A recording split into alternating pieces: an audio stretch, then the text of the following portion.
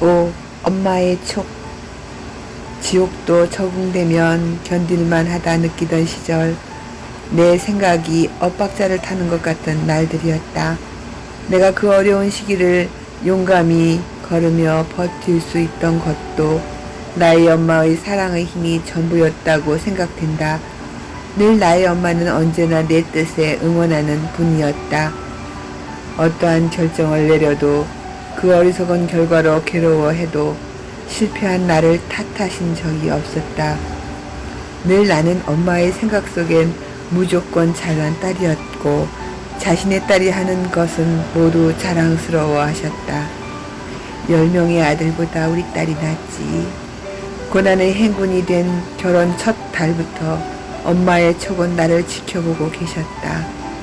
이 시기에도 상황을 아시고 내 곁에서 내 집을 출퇴근하듯 나와 아이들을 지켜보며 격려하셨다. 나는 미안했다. 그토록 믿어주는 딸이 효도는커녕 가슴에 근심만 만들어드리니 나의 고통을 보이고 싶지 않았다. 초라한 내 모습을 보이는 것이 미안했다. 엄마가 곁에 있어 내가 살 수가 있어. 엄마가 안 계시면 난 이 삶을 살 수가 없어. 지금은 내가 생활전선 앞자리에 서야 했는데 그때는 아기들을 맡길 곳이 마땅치 않았고 여건도 안 됐어. 자신 없는 내일의 기대를 접고 사는 중 애써 고마움의 표현을 엄마는 왜 우리 집에 매일 와서 살아? 하고 물었다. 고맙다는 표현을 그렇게밖에 표현을 못했다. 내 빈궁한 모습을 보이기 싫은 면도 있었다. 그때 좀처럼 감정을 드러내는 법이 없던 엄마. 눈물이 가득 고여 충혈된 눈으로 한참을 바라보셨다.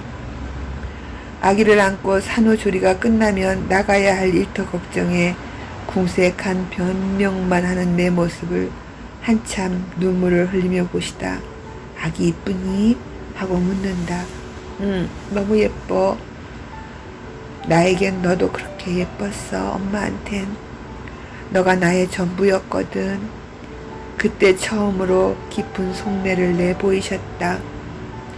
하루라도 내가 너를 지켜보지 않으면 너가 죽을 것 같아서 자존심을 안 다치게 뒤에서 너를 보호하고 싶어서 엄마가 해줄 수 있는 게 너와 아기들을 보호하는 것 외에 뭘 하겠느냐고 하셨다. 내 모든 삶을 포기하더라도 너와 아기들을 보호하고 싶어. 엄마 딸은 잘 살 거야. 잘 살아야지. 사유가 죽음의 문턱에서 돌아와 단주하며 살려는 모습을 안타깝게 지켜보던 시절이었다. 당신 딸을 고생시키는 사위를 한 번도 불편한 내색을 안 하신 분이다. 그래도 최대한의 예의로 격려로 사위를 응원하셨다. 쉽지 않은 인내심의 소유자이며 인격자이셨다. 나란 그런 엄마의 딸이었다. 그 시절 고등교육을 받은 여성으로 우리나라 교통 운수업과 자개 공장 운영 등으로 큰 사업을 경영해 내셨던 큰 손이었다. 그 시절 운수업은 지금처럼 보험제도가 없어 인사사고가 나면 회복하기 힘든 시기였다 한다. 난 어린 시절 소공녀처럼 부자의 딸로 풍족함을 누려봤다. 대단한 혼란을 느꼈던 그날 유모의 손을 잡고 큰 대문을 나서며 느낀 알 수 없고 불안했던 시간이 엄마 회사의 인사사고로 여러분이 죽었다. 그 후 그 많던 재산이 여러 곳으로 분할되어 흩어졌다. 운수업을 함께하던 큰 외삼촌은 인사사고가 난 날 시체실에 안치되었다. 몇 시간 후 깨어나는 기적을 경험하셨다. 그 후 종교에 귀해 열심히 신앙인으로 평생을 사셨다. 사람 사는 일에 변수가 많음을 인정하고 그렇게 우리는 살아남았다. 엄마는 내 생활에 깊이 개입되었고 함께 그 길을 걸었고 버텨내고 있었다. 엄마의 불안한 눈길은 종일 딸의 표정에, 쌀통 속 식량에, 사위와의 관계에 아이들을 보호해야 한다는 극도의 신경증으로 병들어갔다. 엄마도 어릴 때 가난해서 힘든 적 있었어. 그때 받은 심적 고통보다 딸의 빈곤한 삶을 보는 것은 더 고통스러워 하며 우셨다. 그 누구도 원망하지 않으시고 어쩔 수 없는 현 상황만 안타까워하셨다. 내게 큰 의지였던 엄마의 눈물은 말 안 하고 참아오던 나의 서러움이 병이 되어 더 큰 상처로 남았다. 사위 앞에선 더욱 고통을 표현하지 못하고 가슴앓이로 인내하셨다. 장모의 마음은 상황이 어쨌든 늘 사위를 믿고 싶어 하셨다. 모두 너가 하기 나름이란다.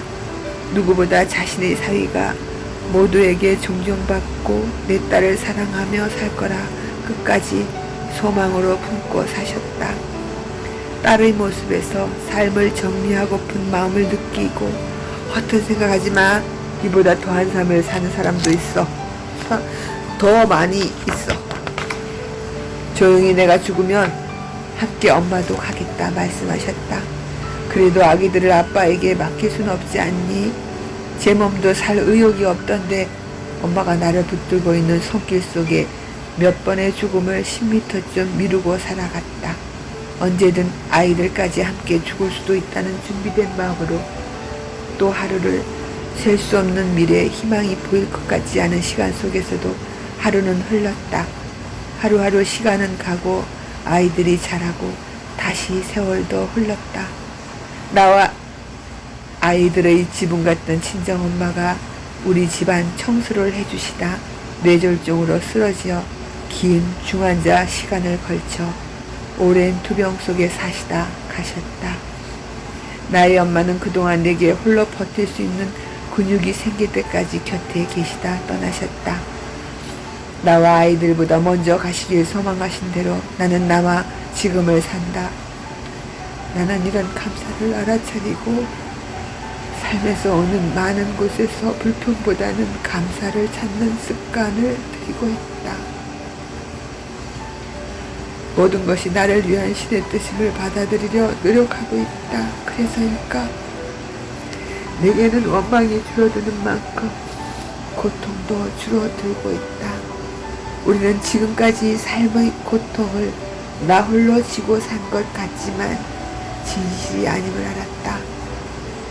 우리가 알아차리지 못하는 많은 인연이 내 삶을 돕고 인도하고 애써줬는지 우리는 알지 못한다. 우리는 수많은 기회와 받은 감사의 순간들보다 보호받지 못했다는 부정적 분노에 많은 인연을 원망하는 생각으로 나를 괴롭히며 산다. 나는 너 같은 부자 부모가 없어서 내 인생 이렇거든. 나도 너처럼 그런 부모에게 자랐다면 이렇게 안 살았을 거야. 그럴까? 누구에게는 누구나 우리가 판단해서는 안 되는 자기만의 고통이 있다. 보이는 것이 다가 아니다. 부처님조차 고통에서 벗어나려 수행하셨다니 뭐가 부족해서였을까? 남의 고통을 함부로 판단하지 말자. 어느 누구도 다 그런 크기만큼 아팠다. 지금도 아프다. 우리 삶에 돌아보면 내가 받아들이지 못해서일 뿐 누구를 탓할 생각을 내려놓아야 한다. 내 정신 건강을 위해서 왜 내게 그토록 견디기 힘든 시간이 있었나 궁금했다. 권하고 싶지 않은 고통의 슬픈 시간, 모르고 당하는 고통은 괴로움의 강도가 두려움을 품은 채 제곱하는 고통이었기에 긴장된 순간순간이었다. 그때는 몰랐다. 삶의 여정이 중간을 넘어 결과물이 조금 보이기 시작할 때 모든 게 그냥 통째로 이해됐다. 내 삶의 여정이 한 페이지의 연극처럼 깔끔히 긍정의 시선으로 이해됐고 경이로웠다. 내 긴 삶의 여정 중에 발견되는 신이 개입된 자리, 은인들, 아직 여정을 지나는 중에는 누구에게도 버티라는 말 자체가 더 큰 고문임을 안다. 나도 그 어둡고 버려진 듯한 그 과정을 버티고 투덜대며 어찌 빠져나왔나 모른다. 경험으로 내가 포기하지 않으면 반드시 손을 잡아주는 도움이 있다. 내가 극한의 감정과 두려움 속에 위로가 됐던 거는 이 폭풍은 누구에게나 온다였다. 나만이 억울하게 선택된 희생자가 아니라는 위안. 이 고통은 내게 있어야 할 만큼 있다 떠났다. 지금은 이해할 수 없지만 반드시 이롭게 변한다는 것도 경험되었다. 내게 온 폭풍의 시간에는 고개를 숙이고 버텼다.